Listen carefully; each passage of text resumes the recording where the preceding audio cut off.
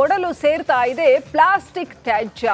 ಬಟ್ಟೆ ಪ್ಲಾಸ್ಟಿಕ್ ತ್ಯಾಜ್ಯದಿಂದ ಭೀಮಾ ನದಿ ಮಲಿನವಾಗ್ತಾ ಇದೆ. ಭೀಮಿಯ ಒಡಲಿನಿಂದ ರಿಪಬ್ಲಿಕ್ ಕನ್ನಡ ಗ್ರೌಂಡ್ ರಿಪೋರ್ಟ್ ಮಾಡಿದೆ. ಯಾದಗಿರಿಯ ಹೊರವಲಯದಲ್ಲಿ ಹರಿಯುವಂತಹ ಈ ಭೀಮಾ ನದಿ ಯಾವ ರೀತಿ ತ್ಯಾಜ್ಯದಿಂದ ಹಸಿರು ಬಣ್ಣಕ್ಕೆ ತಿರುಗ್ತಾ ಇದೆ ಅನ್ನೋದನ್ನ ರಿಪಬ್ಲಿಕ್ ಪ್ರತಿನಿಧಿ ತೋರಿಸಿದ್ದಾರೆ. ಭೀಮಾ ನದಿ ಕಲುಷಿತ ನೀರು ಕುಡಿದು ಜನ ಅನಾರೋಗ್ಯಕ್ಕೆ ತುತ್ತಾಗ್ತಾ ಇದ್ದಾರೆ. ಫೋಟೋ, ಬಟ್ಟೆ, ಪ್ಲಾಸ್ಟಿಕ್, ಗಲೀಜು, ಕಸ, ಕಡ್ಡಿ ಸಿಕ್ಕಿದ್ದೆಲ್ಲ ಜನ ಭೀಮಾ ನದಿಗೆ ಎಸಿತಾ ಇದ್ದಾರೆ. ತ್ಯಾಜ್ಯಗಳಿಂದ ಪಾಚಿಗಟ್ಟಿ ಹಸಿರು ಬಣ್ಣಕ್ಕೆ ತಿರುಗಿದೆ. ಅಷ್ಟೇ ಅಲ್ಲ, ತೀರಾ ಕೊಚ್ಚೆ ಕೊಳಕು ಎಲ್ಲ ಸೇರ್ತಾ ಇದೆ. ಯಾದಗಿರಿ ಸಿಟಿ ಸೇರಿ ಗುರುಮಠಕಲ್ ತಾಲೂಕಿನ 10 ಹಳ್ಳಿಗಳಿಗೆ ಇದೇ ನೀರು ಕುಡಿಯೋ ನೀರಾಗಿ ಕೂಡ ಪೂರೈಕೆ ಆಗ್ತಾ ಇದೆ. ಸದ್ಯ ಈ ಕಲುಷಿತಗೊಂಡ ಭೀಮೆಯ ನೀರನ್ನೇ ಜನ ಕುಡಿತಾ ಇದ್ದಾರೆ. ಇದನ್ನು ಸೇವಿಸಿ ಜನ ಅನಾರೋಗ್ಯಕ್ಕೆ ತುತ್ತಾಗ್ತಾ ಇದ್ದಾರೆ. ಮಲಿನಗೊಂಡ ಭೀಮೆಯ ಒಡಲನ್ನು ಸ್ವಚ್ಛಗೊಳಿಸಬೇಕು ಅಂತ ಜನ ಆಗ್ರಹಿಸ್ತಾ ಇದ್ದಾರೆ. ನೋಡಿ, ನಾವು ಸಾಮಾನ್ಯವಾಗಿ ಭಾರತದಲ್ಲಿ ನದಿಗಳನ್ನು ತಾಯಿ ಅಂತ ಪರಿಗಣಿಸ್ತೀವಿ. ಯಾಕಂತಂದ್ರೆ ಅಷ್ಟು ಪ್ರಾಮುಖ್ಯತೆ ಇದೆ ನದಿಗಳಿಗೆ. ನದಿಗಳಿಂದಲೇ ಮನುಷ್ಯರ ಜೀವನ ಅನ್ನೋದು ನಮ್ಮ ಪುರಾತನ ಜನರಿಗೆ, ಪರಂಪರೆಗಳಿಗೆ ಅರ್ಥ ಆಗಿತ್ತು. ಆದರೆ ಇವತ್ತು ನಮಗೆ ಅರ್ಥ ಆದಂಗೆ ಕಾಣ್ತಾ ಇಲ್ಲ. ಎಷ್ಟು ಕೆಟ್ಟದಾಗಿ ನದಿಗಳನ್ನು ಮಲಿನಗೊಳಿಸ್ತಾ ಇದ್ದೀವಿ ನೋಡಿ. ಎಲ್ಲ ಥರದ ಕೊಳೆ, ತ್ಯಾಜ್ಯ, ಕಸ ಎಲ್ಲವನ್ನು ಕೂಡ ಭೀಮೆಯ ಒಡಲಿಗೆ ತಗೊಂಡೋಗಿ ಎಸಿತಾ ಇದ್ದೀವಿ.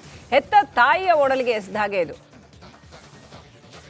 ಹೇಗೆ ಎಷ್ಟು ಕೆಟ್ಟದಾಗಿ ಭೀಮಾ ನದಿಯನ್ನ ಕಲುಷಿತಗೊಳಿಸಲಾಗ್ತಾ ಇದೆ, ಒಂದು ಪ್ರತ್ಯಕ್ಷ ವರದಿ ನಿಮ್ಮ ಮುಂದೆ. ಯಾದಗಿರಿ ಸಿಟಿ ಜನರ ನೀರಿನ ಬವಣೆಯನ್ನು ನೀಗಿಸಬೇಕಾಗಿರುವಂಥ ಭೀಮಾ ನದಿ ಸಂಪೂರ್ಣವಾಗಿ ಮಲಿನಗೊಂಡಿರುವಂಥದ್ದು. ಯಾಕಂದರೆ ಇಲ್ಲಿರುವಂಥ ಪ್ಲಾಸ್ಟಿಕ್ ತ್ಯಾಜ್ಯಗಳಾಗಿರ್ಬೋದು ಮತ್ತು ಬಟ್ಟೆಗಳಿಂದ ಸಂಪೂರ್ಣವಾಗಿ ಆ ಭೀಮಾ ನದಿ ಮಲಿನಗೊಂಡಿರುವಂಥದ್ದು. ಸದ್ಯ ನಾನಿವಾಗ ನಿಮಗೆ ಈ ಒಂದು ಇವೆಲ್ಲ ದೃಶ್ಯಾವಳಿಗಳನ್ನ ನಾನು ನಿಮ್ಗೆ ತೋರಿಸ್ತಾ ಹೋಗ್ತೀನಿ. ನೋಡ್ತಾ ಇರ್ಬೋದು ನೀವು. ಈ ಒಂದು ಭೀಮಾ ನದಿಯಲ್ಲಿ ನಾನೀಗ ಇಳಿದು ನಿಮಗೆ ಈ ಒಂದು ದೃಶ್ಯಾವಳಿಗಳನ್ನ ತೋರಿಸ್ತಾ ಹೋಗುವಂಥ ಕೆಲಸವನ್ನು ಮಾಡ್ತಾ ಇದ್ದೀನಿ. ನೋಡ್ತಾ ಇರ್ಬೋದು ನೀವು ಯಾವ ರೀತಿ ಆ ಭೀಮಾ ಏನಿದೆ ಸಂಪೂರ್ಣವಾಗಿ ಮಲಿನಗೊಂಡಿದ್ದಾಳೆ ಅನ್ನುವಂಥ ದೃಶ್ಯಾವಳಿಗಳನ್ನು ಸಹ ನೀವು ಈಗ ಗಮನಿಸ್ತಾ ಇರುವಂಥದ್ದು. ಯಾಕಂದರೆ ಸಂಪೂರ್ಣವಾಗಿ ಭೀಮಾ ನದಿ ಈಗಾಗಲೇ ಹಚ್ಚ ಹಸಿರು ಬಣ್ಣಕ್ಕೆ ತಿರುಗ್ತಾ ಇರುವಂಥ ದೃಶ್ಯಾವಳಿಗಳು ಸಹ ನೀವು ಗಮನಿಸ್ತಾ ಇರ್ಬೋದು. ಯಾಕಂತಂದರೆ ಈ ಎಲ್ಲ ನೋಡ್ತಾ ಇರ್ಬೋದು ನೀವು, ಮಲಿನಗೊಂಡು ಸಂಪೂರ್ಣವಾಗಿ ಭೀಮೆ ಸಂಪೂರ್ಣವಾಗಿ ಮಲಿನಗೊಂಡಿರುವಂಥ ದೃಶ್ಯಾವಳಿಗಳನ್ನು ಸಹ ನೀವು ಗಮನಿಸ್ತಾ ಇರ್ಬೋದು. ಹೀಗಾಗಿ ಏನು ಈ ಒಂದು ಆ ಭೀಮಾ ನದಿಯನ್ನು ಸಂಪೂರ್ಣವಾಗಿ ಈಗ ಹಸಿರು ಬಣ್ಣಕ್ಕೆ ತಿರುಗ್ತಾ ಇರುವಂಥದ್ದು. ಯಾಕೆಂದರೆ ಇಲ್ಲಿರುವಂಥ ಅಧಿಕಾರಿಗಳಾಗಿರ್ಬೋದು ಮತ್ತು ಅಧಿಕಾರಿಗಳ ಒಂದು ಇಚ್ಛಾಶಕ್ತಿ ಕೊರತೆಯಿಂದ ಏನು ಈ ಒಂದು ಭೀಮಾ ನದಿಯನ್ನು ಮಲಿನಗೊಂಡಿರುವಂಥ ಭೀಮಾ ನದಿಯನ್ನು ಕ್ಲೀನ್ ಮಾಡೋದಕ್ಕೆ ಮುಂದಾಗ್ತಿಲ್ಲ. ನೋಡ್ತಾ ಇರ್ಬೋದು ನೀವು ಯಾವ ರೀತಿ ಈ ಎಲ್ಲ ಈ ಒಂದು ಬಟ್ಟೆಗಳಾಗಿರ್ಬೋದು ಮತ್ತು ಆ ಪ್ಲಾಸ್ಟಿಕ್ಗಳಾಗಿರ್ಬೋದು ಎಲ್ಲವನ್ನ ಭೀಮಾ ನದಿಗೆ ಹಾಕಿ ಹೋಗುವಂಥ ಕೆಲಸಗಳಾಗ್ತಾ ಇರುವಂಥದ್ದು. ಹೀಗಾಗಿ ಆ ಭೀಮಾ ನದಿ ಸಂಪೂರ್ಣವಾಗಿ ಮಲಿನಗೊಂಡಿರುವಂಥದ್ದು ಇಲ್ಲಿ ನೋಡ್ತಾ ಇರ್ಬೋದು. ಮತ್ತೊಂದು ಭಾಗದಲ್ಲಿ ಯಾಕಂತಂದರೆ ಈ ಭಾಗದಲ್ಲಿ ಇಲ್ಲಿರುವಂಥ ಪರಿಸರವಾದಿಗಳು ಸಹ ಈಗ ಭೀಮಾ ನದಿಗೆ ಬಂದು ಆ ಭೀಮಾ ನದಿಯ ತಟದಲ್ಲಿ ಇಳಿದು ನಿಂತಿರುವಂಥ ದೃಶ್ಯಾವಳಿಗಳು ಸಹ ನೋಡ್ತಾ ಇರ್ಬೋದು.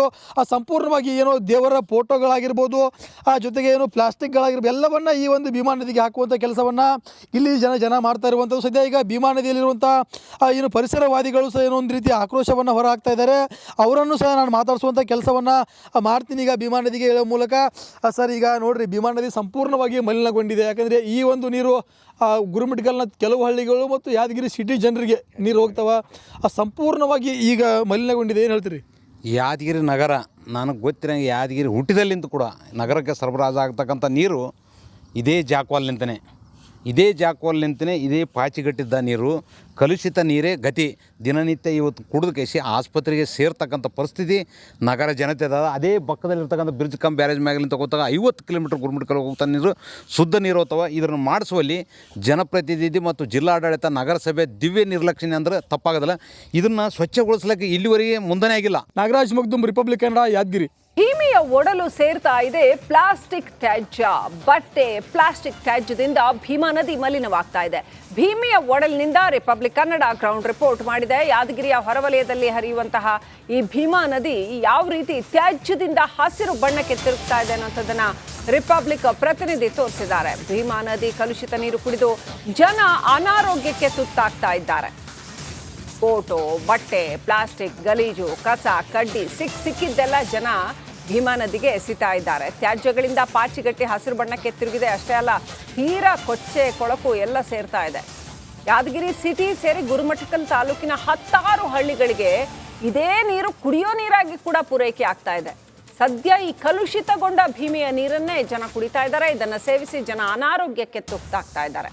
ಮಲಿನಗೊಂಡ ಭೀಮೆಯ ಒಡಲನ್ನು ಸ್ವಚ್ಛಗೊಳಿಸಬೇಕು ಅಂತ ಜನ ಆಗ್ರಹಿಸ್ತಾ ಇದ್ದಾರೆ. ನೋಡಿ, ನಾವು ಸಾಮಾನ್ಯವಾಗಿ ಭಾರತದಲ್ಲಿ ನದಿಗಳನ್ನು ತಾಯಿ ಅಂತ ಪರಿಗಣಿಸ್ತೀವಿ. ಯಾಕಂತಂದ್ರೆ ಅಷ್ಟು ಪ್ರಾಮುಖ್ಯತೆ ಇದೆ ನದಿಗಳಿಗೆ. ನದಿಗಳಿಂದಲೇ ಮನುಷ್ಯರ ಜೀವನ ಅನ್ನೋದು ನಮ್ಮ ಪುರಾತನ ಜನರಿಗೆ, ಪರಂಪರೆಗಳಿಗೆ ಅರ್ಥ ಆಗಿತ್ತು. ಆದರೆ ಇವತ್ತು ನಮಗೆ ಅರ್ಥ ಆದಂಗೆ ಕಾಣ್ತಾ ಇಲ್ಲ. ಎಷ್ಟು ಕೆಟ್ಟದಾಗಿ ನದಿಗಳನ್ನು ಮಲಿನಗೊಳಿಸ್ತಾ ಇದ್ದೀವಿ ನೋಡಿ. ಎಲ್ಲ ಥರದ ಕೊಳೆ, ತ್ಯಾಜ್ಯ, ಕಸ ಎಲ್ಲವನ್ನು ಕೂಡ ಭೀಮೆಯ ಒಡಲಿಗೆ ತಗೊಂಡೋಗಿ ಎಸಿತಾ ಇದ್ದೀವಿ. ಹೆತ್ತ ತಾಯಿಯ ಒಡಲಿಗೆ ಎಸೆದ ಹಾಗೆ ಇದು. ಹೇಗೆ ಎಷ್ಟು ಕೆಟ್ಟದಾಗಿ ಭೀಮಾ ನದಿಯನ್ನ ಕಲುಷಿತಗೊಳಿಸಲಾಗ್ತಾ ಇದೆ, ಒಂದು ಪ್ರತ್ಯಕ್ಷ ವರದಿ ನಿಮ್ಮ ಮುಂದೆ.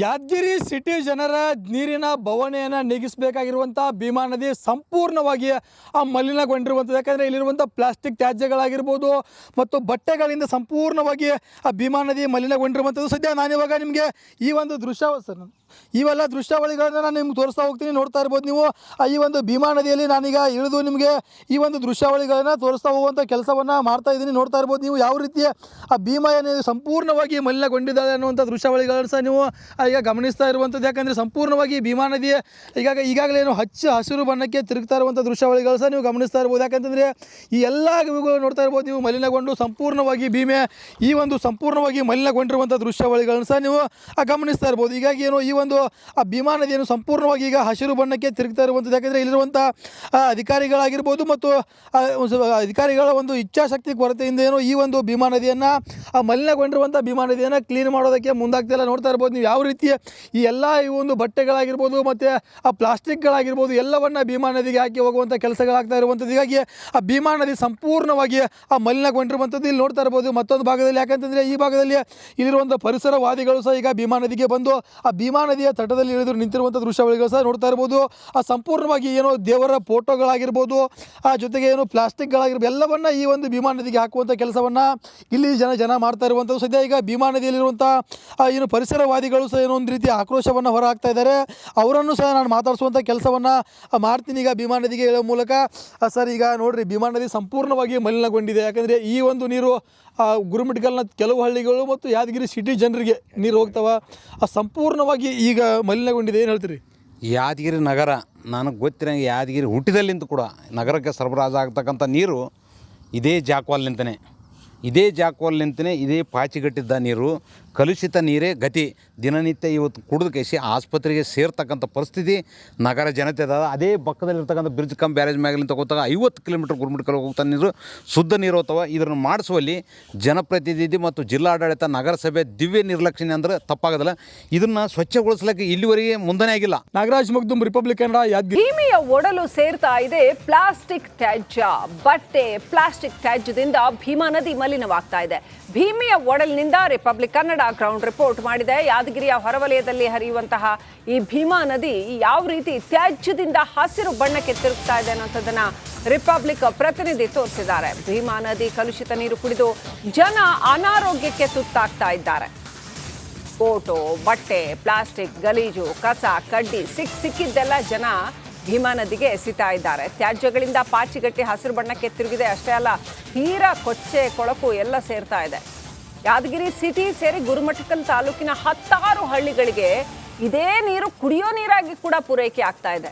ಸದ್ಯ ಈ ಕಲುಷಿತಗೊಂಡ ಭೀಮೆಯ ನೀರನ್ನೇ ಜನ ಕುಡಿತಾ ಇದ್ದಾರೆ. ಇದನ್ನು ಸೇವಿಸಿ ಜನ ಅನಾರೋಗ್ಯಕ್ಕೆ ತುತ್ತಾಗ್ತಾ ಇದ್ದಾರೆ. ಮಲಿನಗೊಂಡ ಭೀಮೆಯ ಒಡಲನ್ನು ಸ್ವಚ್ಛಗೊಳಿಸಬೇಕು ಅಂತ ಜನ ಆಗ್ರಹಿಸ್ತಾ ಇದ್ದಾರೆ. ನೋಡಿ, ನಾವು ಸಾಮಾನ್ಯವಾಗಿ ಭಾರತದಲ್ಲಿ ನದಿಗಳನ್ನು ತಾಯಿ ಅಂತ ಪರಿಗಣಿಸ್ತೀವಿ. ಯಾಕಂತಂದ್ರೆ ಅಷ್ಟು ಪ್ರಾಮುಖ್ಯತೆ ಇದೆ ನದಿಗಳಿಗೆ. ನದಿಗಳಿಂದಲೇ ಮನುಷ್ಯರ ಜೀವನ ಅನ್ನೋದು ನಮ್ಮ ಪುರಾತನ ಜನರಿಗೆ, ಪರಂಪರೆಗಳಿಗೆ ಅರ್ಥ ಆಗಿತ್ತು. ಆದರೆ ಇವತ್ತು ನಮಗೆ ಅರ್ಥ ಆದಂಗೆ ಕಾಣ್ತಾ ಇಲ್ಲ. ಎಷ್ಟು ಕೆಟ್ಟದಾಗಿ ನದಿಗಳನ್ನು ಮಲಿನಗೊಳಿಸ್ತಾ ಇದ್ದೀವಿ ನೋಡಿ. ಎಲ್ಲ ಥರದ ಕೊಳೆ, ತ್ಯಾಜ್ಯ, ಕಸ ಎಲ್ಲವನ್ನು ಕೂಡ ಭೀಮೆಯ ಒಡಲಿಗೆ ತಗೊಂಡೋಗಿ ಎಸಿತಾ ಇದ್ದೀವಿ. ಹೆತ್ತ ತಾಯಿಯ ಒಡಲಿಗೆ ಎಸೆದ ಹಾಗೆ ಇದು. ಹೇಗೆ ಎಷ್ಟು ಕೆಟ್ಟದಾಗಿ ಭೀಮಾ ನದಿಯನ್ನ ಕಲುಷಿತಗೊಳಿಸಲಾಗ್ತಾ ಇದೆ, ಒಂದು ಪ್ರತ್ಯಕ್ಷ ವರದಿ ನಿಮ್ಮ ಮುಂದೆ.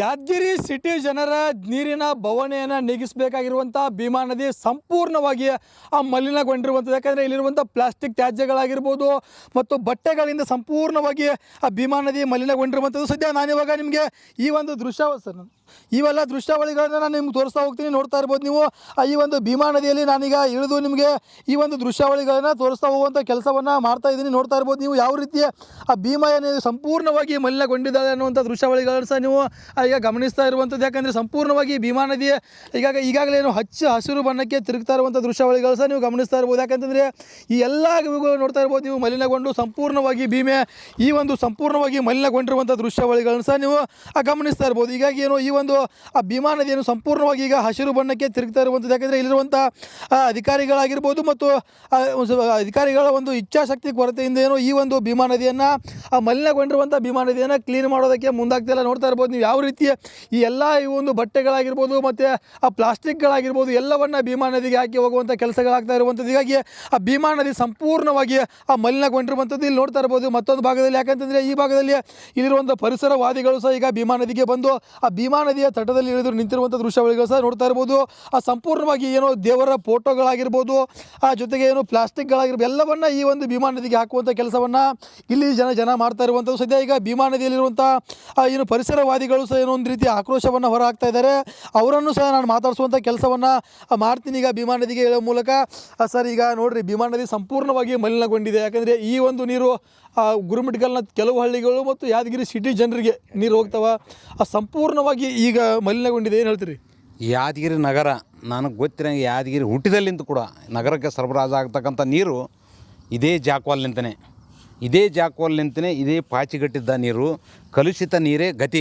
ದಿನನಿತ್ಯ ಇವತ್ತು ಕುಡಿದು ಕೇಸಿ ಆಸ್ಪತ್ರೆಗೆ ಸೇರ್ತಕ್ಕಂಥ ಪರಿಸ್ಥಿತಿ ನಗರ ಜನತೆ ಅದ. ಅದೇ ಪಕ್ಕದಲ್ಲಿರ್ತಕ್ಕಂಥ ಬ್ರಿಡ್ಜ್ ಕಮ್ ಬ್ಯಾರೇಜ್ ಮ್ಯಾಗಲಿಂದ ತಗೋತಾಗ 50 ಕಿಲೋಮೀಟರ್ ಗುರುಮಿಟ್ಕಲ್ ಹೋಗ್ತಾ ನೀರು ಶುದ್ಧ ನೀರು ಹೋಗ್ತಾವ. ಇದನ್ನು ಮಾಡಿಸುವಲ್ಲಿ ಜನಪ್ರತಿನಿಧಿ ಮತ್ತು ಜಿಲ್ಲಾಡಳಿತ, ನಗರಸಭೆ ದಿವ್ಯ ನಿರ್ಲಕ್ಷ್ಯ ಅಂದರೆ ತಪ್ಪಾಗೋದಿಲ್ಲ.